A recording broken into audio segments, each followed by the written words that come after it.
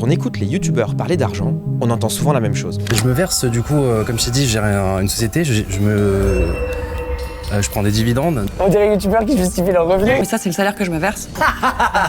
Tu l'excuses du youtubeur. Plus tard, tu verras que les impôts, quand ils te prennent la moitié de ce que tu fais, Lila. Non mais écoute-moi. Les charges, et la taxe foncière, Lila. Comme si, entre le chiffre d'affaires et ce qu'il touche réellement, il y avait un gouffre énorme. Alors, est-ce une réalité ou simplement un moyen de noyer le poisson, comme le dit Squeezie? Dans cette vidéo, on va creuser cette question. Chiffre d'affaires, salaire, bénéfices. Est-ce que les youtubeurs jouent avec ces termes pour rendre les choses plus floues? Ou y a-t-il vraiment une énorme différence entre ce que la chaîne YouTube génère comme chiffre d'affaires et ce que le youtubeur perçoit réellement à la fin de l'année? Pour y répondre, on va prendre un cas concret, celui de MrV. Pour faire streamer les fans, je paye une bouteille pour attirer les fans. On a mis la main sur ses comptes et on va analyser ensemble combien il gagne réellement. Bien évidemment, toutes ces informations sont publiques et disponibles gratuitement sur le site société.com. Alors accrochez-vous, on va démêler le vrai du faux et analyser la rentabilité d'une chaîne YouTube. Avant de rentrer dans les chiffres, un petit rappel sur qui est MrV. De son vrai nom Yvick, MrV est l'un des youtubeurs les plus influents et également les plus historiques puisqu'il a commencé à sortir ses premières vidéos dès 2008. Il s'est fait connaître en sortant ses premières vidéos humoristiques, il a sorti un album de rap, il a même tourné dans plusieurs films, il s'est même lancé dans les affaires en lançant sa propre marque de pizza. Bref, il a plusieurs casquettes et on peut dire qu'il rencontre un certain succès depuis quelques années maintenant. Donc concrètement, combien lui rapporte cette activité? C'est ce qu'on va voir tout de suite. Maintenant qu'on a posé le contexte, passons à l'analyse de la société Apello, créée en 2012 par MrV. On peut voir que Apello est une URL et détenue intégralement par une société holding, également détenue par MrV. Donc MrV détient une holding qui elle-même détient la société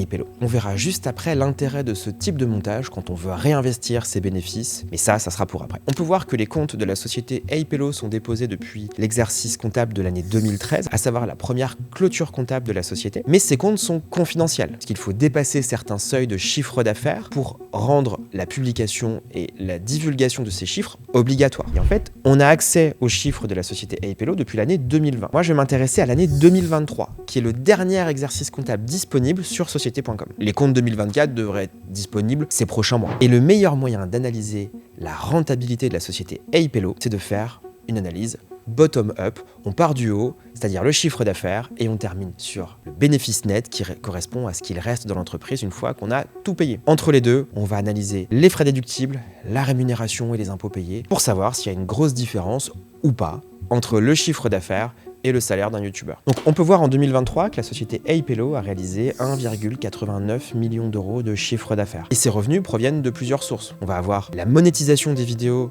sur YouTube. Mastu nous en a parlé dans une de ses vidéos. Je viens de regarder les revenus de la chaîne en 2024 et nous sommes très exactement à 1 022 603 €. Et on peut voir qu'une vidéo peut générer plusieurs milliers d'euros. Mais en supplément de la monétisation de ces vidéos, un youtubeur peut générer des revenus, générer du chiffre d'affaires grâce aux collaborations. C'est-à-dire que des marques vont payer le youtubeur pour soit porter des vêtements, soit intégrer des produits dans une vidéo. Et toutes ces collaborations commerciales peuvent représenter une part importante, une part significative du chiffre d'affaires d'une société de production de contenu. Ce chiffre d'affaires de 1,89 million d'euros correspond à une forte croissance comparée aux exercices 2022 et 2021.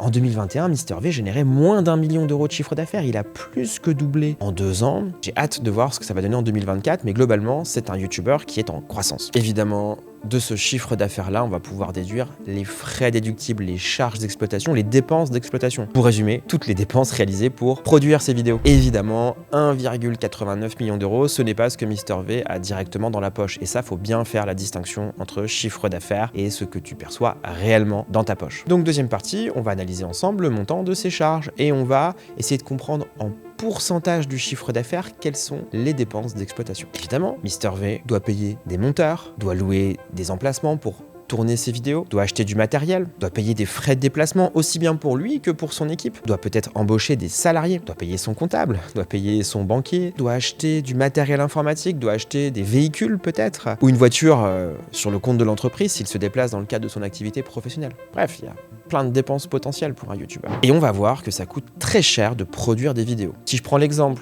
de la société Apello et donc de MrV, on se rend compte qu'en 2023, MrV a dépensé 790 843 € de charges d'exploitation. Donc pour générer 1,89 million d'euros de chiffre d'affaires, elle a quand même dépensé 783 000 € de monteurs, déplacements, location de matériel, etc., etc. Bref, il a investi, ce qui représente un ratio de 42%. 42% du chiffre d'affaires de Apello est alloué aux dépenses d'exploitation. En 2021, il avait un peu plus dépensé en pourcentage, c'était 54% de son chiffre d'affaires qui était alloué aux dépenses d'exploitation. Si je fais la moyenne sur ces deux exercices, ça fait 47% de dépenses d'exploitation. Et ça, on peut le remarquer chez d'autres youtubeurs également. C'est à peu près 50% du chiffre d'affaires qui est investi, dépensé pour produire ces vidéos qui sont qualitatives et qui génèrent des millions de vues. Et je m'en sers pour réinvestir énormément dans mes concepts, les gars. J'ai réinvesti quasiment tout dedans, donc je profite quasiment pas au final de ce million. Donc demain, tu veux lancer ta chaîne YouTube et tu ambitionnes de réaliser 2 millions de chiffre d'affaires, tu dois savoir que l'investissement nécessaire va être d'au moins 1 million d'euros. Donc bravo à MrV pour son esprit entrepreneurial et la prise de risque, puisqu'au final, on se rend compte que les revenus générés ne se font pas tout de suite. Il y a une latence entre le moment où on investit pour produire une vidéo et le moment où on touche des revenus liés à cette vidéo. Et on n'est même pas garanti qu'une fois la vidéo publiée, cette dernière cartonne.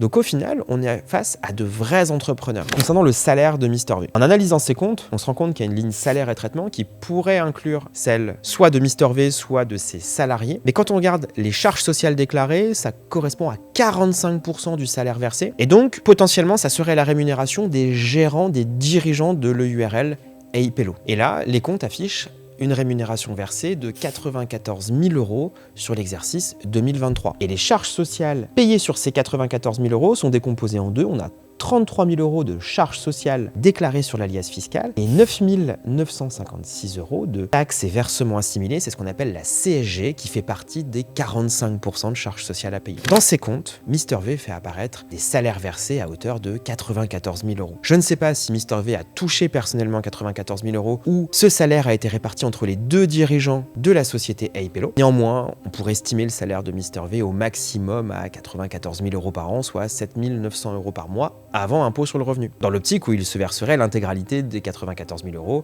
payés par Apello à ses dirigeants. À partir du moment où tu as compris ces 3 points clés, on va pouvoir calculer le bénéfice avant impôt. À quoi correspond-il ? C'est très simple. Tu prends ton chiffre d'affaires, tu vas déduire les dépenses d'exploitation et le salaire et charges sociales payées. Ce qu'il va rester va correspondre à un bénéfice avant impôt et MrV va devoir payer l'impôt sur les sociétés. Alors combien a-t-il payé d'impôts sur les sociétés en 2023 ? Alors accroche-toi, parce que ça représente un certain montant. Les comptes de MrV en 2023 font apparaître un montant d'impôt sur les sociétés payées de 235 528 €. MrV a fait une super année, il a généré beaucoup de bénéfices et forcément l'État prend sa part du gâteau. C'est l'impôt sur les bénéfices. C'est 15% jusqu'à 42 500 € de bénéfices et 25% pour la partie supérieure. Donc là on se rend compte qu'il a fait un bénéfice beaucoup plus élevé que 42 500 et le montant total payé s'élève à 235 528 €. Et une fois qu'on a déduit l'impôt sur les bénéfices, il va rester un montant final, c'est le bénéfice après impôt. Et la société Apello a généré en 2023 un bénéfice après impôt de 719 332 €. C'est le montant qui reste une fois que tu as tout payé. Tes prestataires, ton monteur, les déplacements, toi en tant que dirigeant, ton banquier, ton comptable, tes charges sociales, l'État à travers l'impôt sur les sociétés. C'est ce qui reste vraiment à la fin de l'année, une fois que tu as tout payé. C'est à ce moment qu'il faut se poser la question, que faire de ce bénéfice ? MrV réalise 719 000 € de bénéfices. Les revenus que tu génères d'une société, tu as plusieurs options. Soit tu te verses un salaire important et tu vas payer des charges sociales et de l'impôt sur le revenu, soit tu les laisses en réserve pour plus tard et tu les réinvestis avec ta société, soit tu te les verses sous forme de dividendes. Donc tu te fais un versement de dividendes à la fin de l'année et personnellement tu vas toucher le montant de tes dividendes. Alors, il faut bien comprendre que selon les options choisies, tu vas payer différents montants d'impôt sur le revenu ou d'impôt sur les sociétés et de charges sociales. Par exemple, en EURL, le taux de charge sociale est de 45%, mais en SASU, il est de 75% du montant net. Donc si tu veux te verser 1 000 € de salaire, tu vas payer 750 € de charges en SASU. Et en tout, ton entreprise va dépenser 1 750. Les dividendes en EURL ne sont pas très intéressants. Ils sont soumis à 57,8% de prélèvement, puisque les dividendes en EURL sont assimilés à de la rémunération. Donc tu vas payer des charges sociales, des cotisations maladie et retraite sur tes dividendes. Alors qu'en SASU, les dividendes sont soumis à 30% de flat tax. Si tu veux te verser 10 000 € de dividendes, tu vas payer 3 000 € de flat tax et tu auras 7 000 € dans la poche. Mais tous ces schémas-là sont possibles si tu détiens personnellement la société que tu as créée et que tu exploites. Et là, Mr V a décidé d'aller plus loin dans l'optimisation. C'est pas lui, personnellement, qui possède la société Apello. Mr V possède une holding, Coast to Coast, et cette holding possède la société Apello. Et donc, le bénéfice de 719 000 € réalisé par Apello, Mr V a la possibilité de le verser en dividende à sa holding et de bénéficier du régime Murphy. On a fait une vidéo sur le sujet, je t'invite à la regarder, le lien est en commentaire. Et donc, on va revenir au compte de la société Apello, puisqu'on a accès au procès verbal d'Assemblée Générale de fin d'année qui décide d'une distribution ou pas de dividendes à la société holding. L'associé unique, donc Coast to Coast, qui est l'associé unique de la société Apello, approuve la proposition de la gérance, c'est Mr V, le gérant de Apello, décide d'affecter le bénéfice de l'exercice clos au 31 décembre 2023, s'élevant à 719 332 € de la manière suivante. Suspense, Apello a versé à sa holding Coast to Coast 500 000 € de dividendes. Et le solde de 219 332 € a été mis en réserve dans la société Apello. Et en analysant les comptes de Apello, on se rend compte que Mr V met chaque année une partie de son bénéfice en réserve. Et au bout de quelques années, Mr V a 1 180 415 € en réserve sur le compte de Apello. C'est un entrepreneur très prudent, puisque ces réserves-là vont permettre à la société Apello d'avoir une très bonne structure financière et d'avoir un coussin de sécurité pour avancer de la trésorerie, payer des monteurs, payer des projets en avance et ensuite récupérer son investissement en générant des revenus futurs. Juste pour revenir sur la distribution de dividendes de 500 000 € de Apello à la société Coast to Coast, qui est la holding de Mr V. Quel sera le montant de l'impôt à payer sur cette distribution de dividendes? Très peu, puisque le régime Murphy permet d'être exonéré à 95%. Donc c'est seulement 5% de 500 000 € qui seront imposés sur la société Coast to Coast, soit 25 000 €. Coast to Coast va recevoir 500 000 € et payer de l'impôt que sur 25 000. Et si Coast to Coast est imposable dans la tranche à 25% d'impôt sur les sociétés, au final, elle va récupérer 500 000 € et payer seulement 6 250 € d'impôt sur les sociétés. Le régime Murphy est hyper intéressant et Mr V l'utilise très très bien. Parce qu'une fois que les 500 000 € sont sur le compte de la holding, Mr V va réinvestir dans d'autres projets, dans l'immobilier, dans d'autres entreprises, dans sa marque de pizza. Le champ des possibles est très large et l'imposition liée à cette récupération de dividendes est très faible.